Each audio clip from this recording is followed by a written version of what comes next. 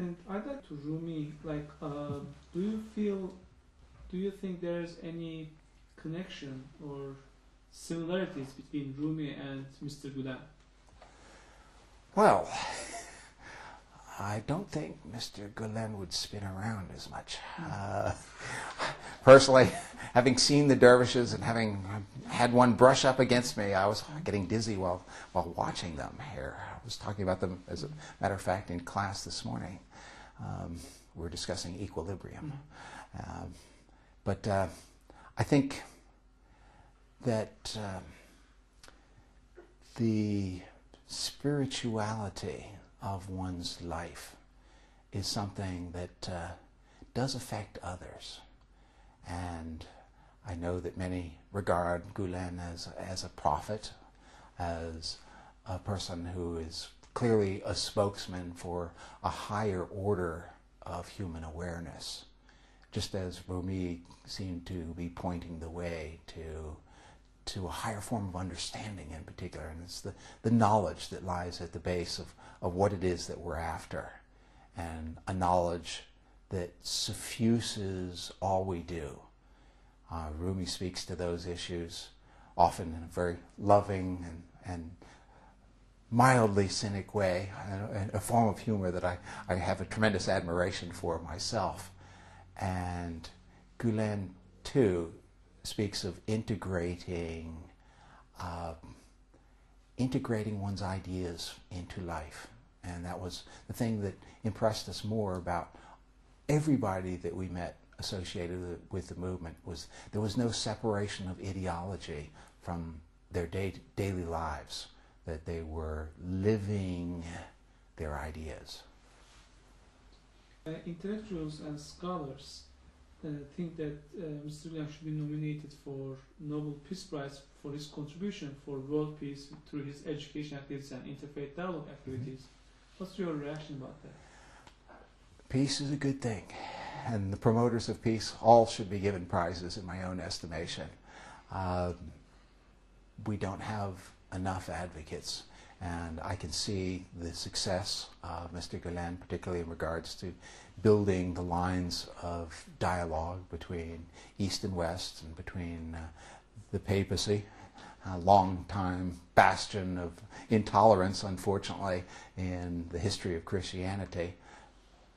People who can bridge these chasms between matters of faith and between matters of tradition are invaluable. And I think that certainly Gulen is a spokesman for ideologies that are of the highest order of importance for us as human beings. And so yes, I think peace is a good thing, and if I could hand out a medal, I would certainly be willing to do it myself. And if you had to meet with Mr. Gulen, what would you like to tell him? What would I like to tell him? What would be your message? Job well done. He has certainly had a demonstrable effect. Very few human beings can be said to have touched as many lives as he clearly has done with his writing and with his own personal charisma and contact. He seems to be, I think, a person who is genuinely capable of inspiring others to rise to their better nature. And so I would congratulate him on having accomplished what many intellectuals would like to do in terms of spreading the hope and the dreams of a common bond for humanity.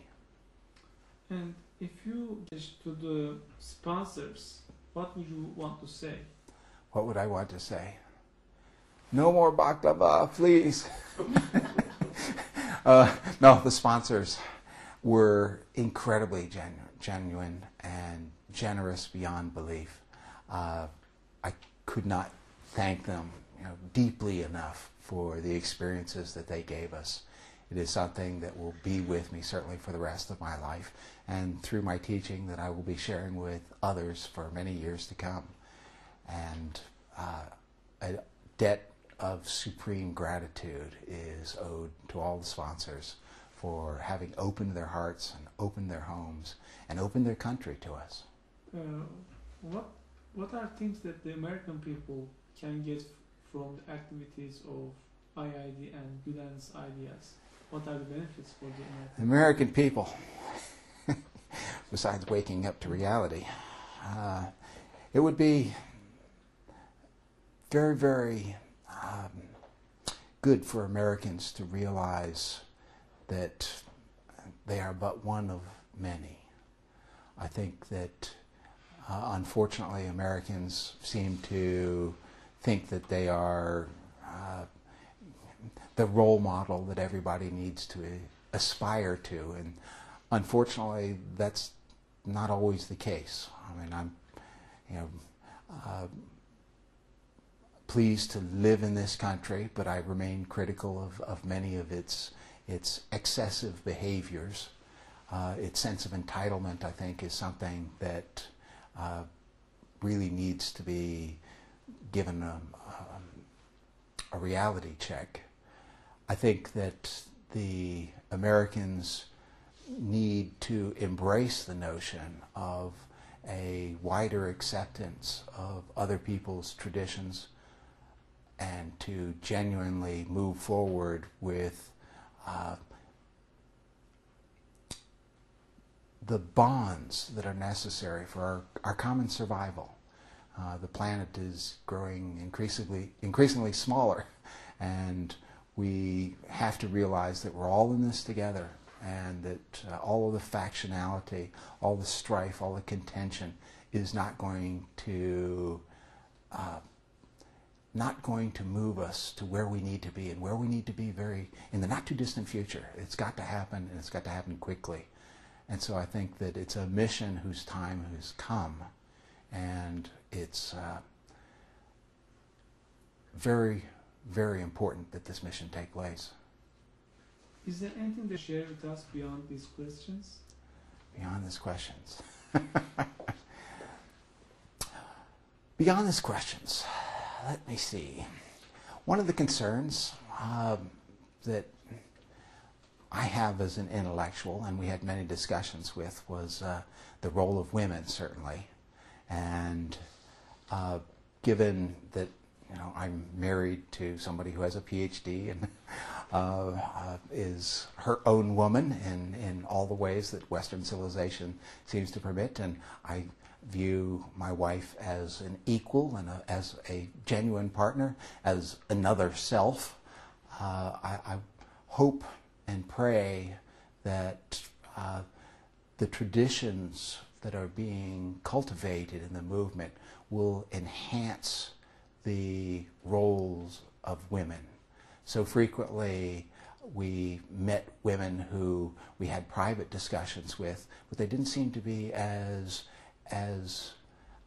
integrated into the hierarchy as Westerners, as intellectuals from the West might appreciate. I think that it's important to value women in the fullest possible sense as genuine equals.